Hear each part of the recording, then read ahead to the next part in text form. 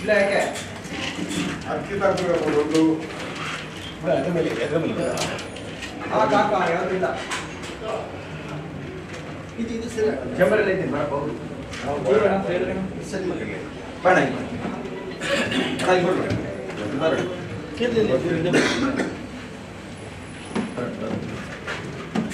ಇದ್ರ ಬಗ್ಗೆ ಯಾವುದೇ ಸಂದೇಹ ಬೇಡ. ನಾನು ಇದ್ದೀನಿ 2 days, 1 ವಾರ ಅಲ್ಲ ನೀವು ಹೇಳಿದ್ರಿ, 1 ವಾರ 2 ದಿವಸ ಕ್ರಮ ತಗೋತೀನಿ. ನಿಮ್ ಜೊತೆ ನಾವು ಇರ್ತೀವಿ ಸರ್. ಆ ಪುಣ್ಯ ಭೂಮಿಗೋಸ್ಕರ ನಮ್ಮ ಹೋರಾಟ ಇದ್ದೇ ಇರ್ತದೆ. ನಿಮ್ ಜೊತೆ ಬರ್ತೀನಿ. ಸರ್ಕಾರ ಆಲ್ರೆಡಿ ಹೇಳಿದೆ, ಮತ್ತೊಮ್ಮೆ ನಾನು ಕ್ಷಮೆ ಕೇಳ್ತೀನಿ. ಈ ಕೂಡಲೇ ನಮ್ಮ ಆಡಳಿತ ಮಂಡಳಿ ಎಲ್ಲ ಸೇರಿ ಇದ್ರ ಬಗ್ಗೆ ಕ್ರಮ ತಗೊಂಡ್ರೆ ಕಲಾವಿದರು ಅಣ್ಣ ತಮ್ಮದಿರಲ್ವಾ ಸರ್? ನಾವು ಅವ್ರ ಬಗ್ಗೆ ಅಪಾರ ಗೌರವ ಇದೆ. ಯಾಕೆ ಸರ್ ಮತ್ತೆ ಬೆಳಗ್ಗೆ ಬಂತ ಹೇಳಿ ಅವ್ರ ಮುಖ ನೋಡ್ಕೊಂಡು ಒಳಗಡೆ ಹೋಯ್ತೀನಿ ನಾನು. ಸಂತೋಷ ಸರ್, ಒಂದು ತಾರತಮ್ಯ ಅಷ್ಟೇ. ಇಲ್ಲ ಇಲ್ಲ ಅದ್ರ ಬಗ್ಗೆ ಇಲ್ಲ. ಇವತ್ತು ಕರ್ನಾಟಕ ವಾಣಿಜ್ಯ ಮಂಡಳಿ ಮುಂದೆ ಪ್ರತಿಭಟನೆ ಹಾಗೂ ಬೀಗ ಜಡಿಯುವ ಕಾರ್ಯಕ್ರಮವನ್ನು ಇಟ್ಕೊಂಡಿದ್ವಿ. ಇದಕ್ಕೆ ಹೋರಾಟಕ್ಕೆ ನಟರಾಜಣ್ಣವರು, ವಂಶಂದ್ರ ಅವರು, MJR ಮಣಿಯವರು, ವೈಭವ ಕರ್ನಾಟಕದ ಅಧ್ಯಕ್ಷರಾದಂಥ ವೆಂಕಟೇಶ್ ಗೌಡರು, ಹಲವಾರು ಸಂಘಟನೆಗಳು, ನಮ್ಮ ಕಾರ್ಮಿಕರ ವಿಭಾಗದ ಎಲ್ಲ ಕಾರಣಗಳು ಎಲ್ಲ ಬಂದಿದ್ದಾರೆ. ಇವತ್ತು ಕರ್ನಾಟಕ ವಾಣಿಜ್ಯ ಚಲನಚಿತ್ರ ಮಂಡಳಿ ಕ್ಷಮೆಯನ್ನು ಕೋರುವ ಮುಖಾಂತರವಾಗಿ ನಿಮ್ಮ ಹೋರಾಟಕ್ಕೆ ನಮ್ಮ ಬೆಂಬಲ ಇದೆ ಅಂತ ಇವತ್ತು ಹೇಳಿದ್ದಾರೆ. ಸುರೇಶ್ ಅಧ್ಯಕ್ಷರಾದಂಥವರು ಅಧ್ಯಕ್ಷರು ಬರಲಿಲ್ಲ, ಉಪಾಧ್ಯಕ್ಷರಾದಂಥ ವೆಂಕಟೇಶ್ ಅವರು ನಮಗೆ ಆಶ್ವಾಸನೆಯನ್ನು ಕೊಟ್ಟಿದ್ದಾರೆ. ಅದಕ್ಕೋಸ್ಕರ ನಾವು ಇವತ್ತು ಈ ಹೋರಾಟನ ಕೈ ಬಿಡ್ತಾ ಇದ್ದೀವಿ. ಮುಂದಿನ ದಿನಗಳಲ್ಲಿ 4-5 ದಿವಸ ನೋಡ್ತೀವಿ. ಅಕಸ್ಮಾತ್ ಆಗಲಿಲ್ಲ ಅಂತಂದರೆ ಉಗ್ರವಾದಂಥ ಹೋರಾಟ, ಇಡೀ ರಸ್ತೆನ ತಡೆದು, ಇಲ್ಲಿ ಚಲನಚಿತ್ರ ವಾಣಿಜ್ಯ ಮಂಡಳಿ ರಸ್ತೆನ ತಡೆದು, ಇಲ್ಲಿ ಯಾವುದೇ ಗಾಡಿಗಳು ಏನೇ ಆದರೂ ಪರವಾಗಿಲ್ಲ, ನಮ್ಮ ಮೇಲೆ ಮೊಕದ್ದಮೆಗಳಾದರೂ ಪರವಾಗಿಲ್ಲ, ಏನೇ ಆದರೂ ಪರವಾಗಿಲ್ಲ, ನಮ್ಮ ಹೋರಾಟ ಸದಾ ಪುಣ್ಯಭೂಮಿ ಸಿಕ್ಕೋ ತನಕ ನಮ್ಮ ಹೋರಾಟ, ಪ್ರಾಣ ಕೊಟ್ಟೆವು ಪುಣ್ಯಭೂಮಿ ಬಿಡವು ಎನ್ನುವ ಘೋಷಣೆ ಮುಖಾಂತರವಾಗಿ ನಮ್ಮ ಹೋರಾಟ ಮುಂದುವರಿದೆ ಅಂತ ಹೇಳ್ತಾ ಮಣಿಯಣ್ಣವರು ಹೇಳ್ತಾರೆ.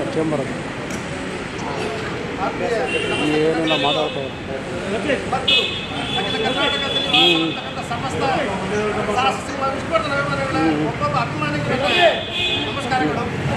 ಇಂದು ನಮ್ಮ ನೆಚ್ಚಿನ ನಾಯಕ, ಕರ್ನಾಟಕದ ಸುಪುತ್ರ ಅವರಿಗೆ 10 ಗುಂಟೆ ಜಾಗ ಅಂತ ಮಾಡೋ ಒಂದು ಸ್ಮಾರಕಕ್ಕಾಗಿ ಹೋರಾಟ, ಕನ್ನಡಿಗನಿಗಾಗಿ ಕನ್ನಡಿಗರೇ ಹೋರಾಟ ಮಾಡೋ ಒಂದು ದೌರ್ಭಾಗ್ಯ ಸ್ಥಿತಿಯಲ್ಲಿ ನಾವಿದ್ದೀವಿ.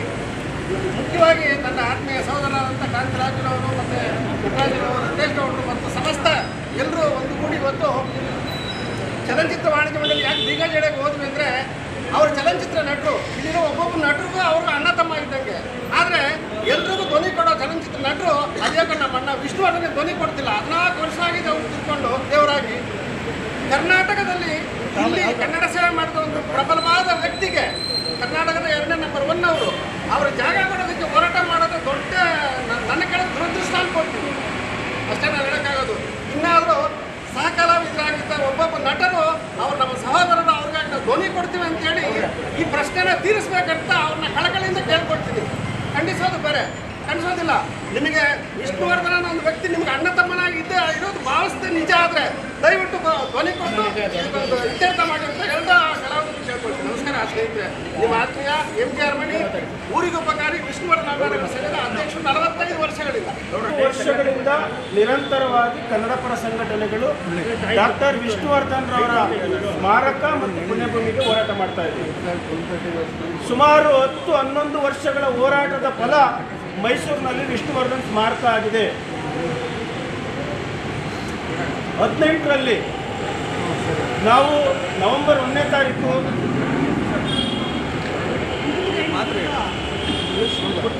ಸ್ಪಷ್ಟನೆ ಕೊಡ್ತೀನಿ. ನಾವೆಲ್ಲ ಹೋರಾಟ ಮಾಡಿದ್ದೀವಲ್ಲ, ಸ್ಪಷ್ಟನೆ ಕೊಡ್ತೀವಿ. 18ರಲ್ಲಿ ನವೆಂಬರ್ 1ನೇ ತಾರೀಕು ಕರ್ನಾಟಕ ರಾಜ್ಯೋತ್ಸವದ ಉತ್ಸವದಿಂದ ನಾವು ವಿಷ್ಣುವರ್ಧನ್ ಸ್ಮಾರಕ ಆಗಲಿ ಅಂತ ಹೋರಾಟ ಮಾಡಿದ್ದು. ಸ್ಮಾರಕ ಈಗಾಗಲೇ ಆಗಿದೆ, ಉಪವಾಸನೂ ಮಾಡಿದ್ದೀವಿ, ಸದ್ಯಕ್ಕೆ ಎಲ್ಲನೂ ಮಾಡಿದ್ದೀವಿ. ಇವತ್ತು ಪುಣ್ಯಭೂಮಿಗೋಸ್ಕರ ಅಂತ್ಯ ಸಂಸ್ಕಾರ ಮಾಡಿರ್ತಕ್ಕಂಥ ಒಂದು ಸ್ಥಳ ಅಭಿಮಾನ್ ಸ್ಟುಡಿಯೋದಲ್ಲಿ ಅಂತ್ಯ ಸಂಸ್ಕಾರ ಮಾಡಿದ್ದಾರೆ. ಅಂತ್ಯ ಸಂಸ್ಕಾರದ ಸ್ಥಳದಲ್ಲಿ ಪುಣ್ಯಭೂಮಿ ಆಗಲಿ ಅಂತ ಅಂದ್ಬಿಟ್ಟು ಹಲವಾರು ವರ್ಷಗಳಿಂದ ಹೋರಾಟ ಮಾಡ್ಕೊಂಡು ಬರ್ತಾ ಇದ್ದೀವಿ. ವಾಣಿಜ್ಯ ಮಂಡಳಿಯು ಸಹ ಜವಾಬ್ದಾರಿಯಾಗಿ ನಡ್ಕೋಬೇಕು. ಚಲನಚಿತ್ರ ನಟ ನಟಿಯರು ಮತ್ತು ಫಿಲಮ್ ಇಂಡಸ್ಟ್ರಿ ಜವಾಬ್ದಾರಿಯುತವಾಗಿ ನಡ್ಕೋಬೇಕಾಗ್ತದೆ. ರಾಜ್ಕುಮಾರ್ ಅವರ ಪುಣ್ಯಭೂಮಿ ಆಗಿದೆ, ಅಂಬರೀಷ್ ಅವರ ಪುಣ್ಯಭೂಮಿ ಆಗಿದೆ. ಭಾಳ ಖುಷಿ ವಿಷಯ, ಸಂತೋಷ. ನಮ್ಮ ಹೆಮ್ಮೆಯ ನಾಯಕರು ನಮ್ಮ ಪುನೀತ್ ರಾಜ್ಕುಮಾರ್ ಅವರ ಪುಣ್ಯಭೂಮಿನೂ ಆಗಿದೆ. ಇವತ್ತು ನೆನೆಗುದಿಗೆ ಬಿದ್ದಿರ್ತಕ್ಕಂಥ ಡಾಕ್ಟರ್ ವಿಷ್ಣುವರ್ಧನ್ ರವರ ಪುಣ್ಯಭೂಮಿಯನ್ನು ಎಲ್ಲ ಒಕ್ಕರುಗಳಿಂದ ಆ ಪುಣ್ಯಭೂಮಿಗಾಗಿ ಹೋರಾಟವನ್ನು ಮಾಡ್ತಾರೆ. ವಾಣಿಜ್ಯ ಮಂಡಳಿ ಜವಾಬ್ದಾರಿಯುತವಾಗಿ ವರ್ತಿಸಬೇಕಾಗಿತ್ತು. ಬೇಜವಾಬ್ದಾರಿಯ ಹೇಳಿಕೆಗಳು, ಬೇಜವಾಬ್ದಾರಿಯ ನಡಿಕೆಯನ್ನು ಖಂಡಿಸಿ ಅವೆಲ್ಲ ಕನ್ನಡ ಪರ ಸಂಘಟನೆಗಳು ಇದು 2ನೇ ಬಾರಿಗೆ ನಾವು ಆಕ್ರೋಶ, ನೋವಿದೆ, ನಮ್ಮ ನಟನಿಗೆ ಅನ್ಯಾಯ ಆಗಿದೆ ಅನ್ನೋ ನಿಟ್ಟಿನಲ್ಲಿ ನಾವು ಇವತ್ತು ಬೀಗ ಜಡಿದು ಮುತ್ತಿಗೆ ಹಾಕೋಣ ಅಂತಲೇ ಬಂದಿದ್ದು ಸಿದ್ಧತೆಯನ್ನು ಮಾಡಿಕೊಂಡು ಪೊಲೀಸ್ನವರು ನಮ್ಮನ್ನು ತಡೆದಿದ್ದಾರೆ. ಆಮೇಲೆ ಸ್ಪಂದಿಸಿದ್ದಾರೆ. ಅವರು ಉಪಾಧ್ಯಕ್ಷರನ್ನ ಕರ್ಕೊಂಡು ಬಂದು ಒಂದಷ್ಟು ಸಕಾರಾತ್ಮಕವಾಗಿ ವಿಶ್ವಾಸವನ್ನು ತುಂಬುವಂಥ ಒಂದು ಕೆಲಸವನ್ನು ಮಾಡಿದ್ದಾರೆ.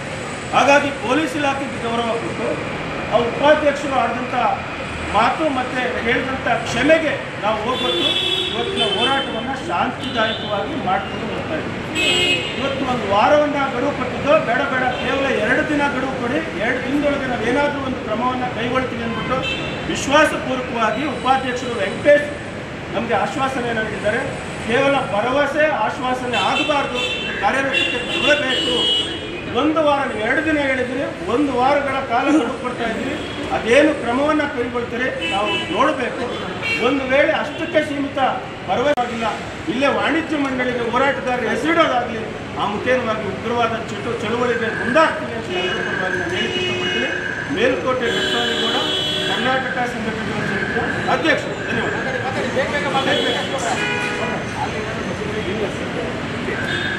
ಈಗಾಗಲೇ ಏನು ನಮ್ಮ ಎಲ್ಲ ಹೋರಾಟಗಾರರು ಸಿಲ್ಬುಟ್ಟಲ್ಲ ವಿಷ್ಣುವರ್ಧನ್ ಸಮಾಧಿಯನ್ನು ನಾವು 10 ಜಾಗವನ್ನು ಕೇಳ್ಕೊಂಡಿದ್ದೀವಿ.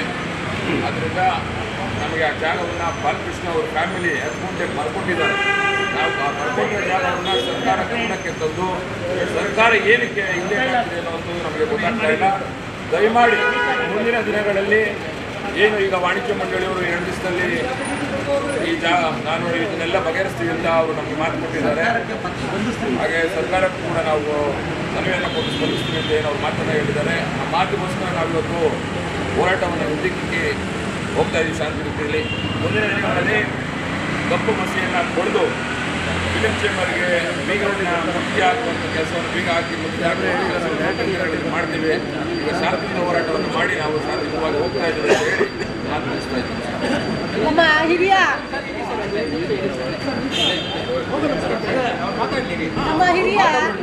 ಹೋರಾಟಗಾರರು ಇವತ್ತೇನಾದರೂ ಸಾರಾಗರು ಈ ಚೇಂಬರ್ ಅಲ್ಲಿ ಇದ್ದಿದ್ರೆ ಖಂಡಿತ ನಮಗೆ ಸ್ಪಂದಿಸಿದ್ರು. ಹೋರಾಟಕ್ಕೆ ಯಾಕೆ ಬರ್ತಾ ಧೋರಣೆಯನ್ನ ಈ ವಾಣಿಜ್ಯ ಮಂಡಳಿ ಮಾಡ್ತಿದೆ ಅನ್ನೋದೇ ನಮ್ಮ ಪ್ರಶ್ನೆ ಆಗಿದೆ.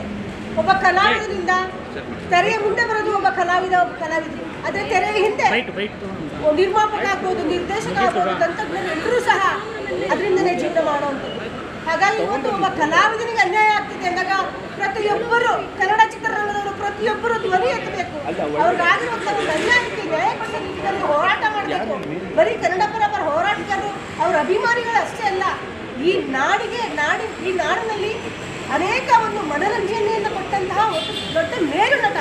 ಆ ಒಂದು ಮೇರು ನಟನ ಒಂದು ಪುಣ್ಯ ಭೂಮಿಗಾಗಿ ನಾವೆಲ್ಲರೂ ಇವತ್ತು ಹೋರಾಟ ಮಾಡ್ತಿರೋಂಥದ್ದು ನಮಗೆ ಅಸಹ್ಯ ಆಗ್ತಿದೆ. ಒಬ್ಬ ನಟನಿಗೆ ಕೊಡುವ ಗೌರವ ಇದೇನಾ? ನೋಡಿ, ಹೊರ ರಾಜ್ಯಗಳಲ್ಲಿ ಹೋಗಿ ಕಲ್ತ್ಕೊಳ್ಳಿ, ಅವರಿಂದ ನೋಡಿ ಕಲ್ತ್ಕೊಳ್ಳಿ. ನಮ್ಮ ಕರ್ನಾಟಕದವ್ರು ಕಲ್ತ್ಕೋಬೇಕಾಗಿದೆ. ಇವತ್ತು ಯಾರ್ಯಾರಿಗೆ ಯಾವಾಗ ಎಲ್ಲಿ ಎಷ್ಟು ಗೌರವ ಕೊಡಬೇಕು ಅನ್ನೋದನ್ನ ನಾವು ಕಲ್ತ್ಕೋಬೇಕಾಗಿದೆ. ಇನ್ನು ಮುಂದೆ ಆದರೂ ಆದಷ್ಟು ಬೇಗ ವಾಣಿಜ್ಯ ಮಂಡಳಿ ಎಚ್ಚೆತ್ಕೊಳ್ಳಿ. ಈ ಒಂದು ಪುಣ್ಯ ಭೂಮಿಗಾಗಿ ಇಡೀ ಕನ್ನಡ ಚಿತ್ರರಂಗ ಒಂದು ಪ್ರತಿಭಟನೆಯನ್ನು ಹಮ್ಮಿಕೊಳ್ಳಿ. ನಾವು ಸಹ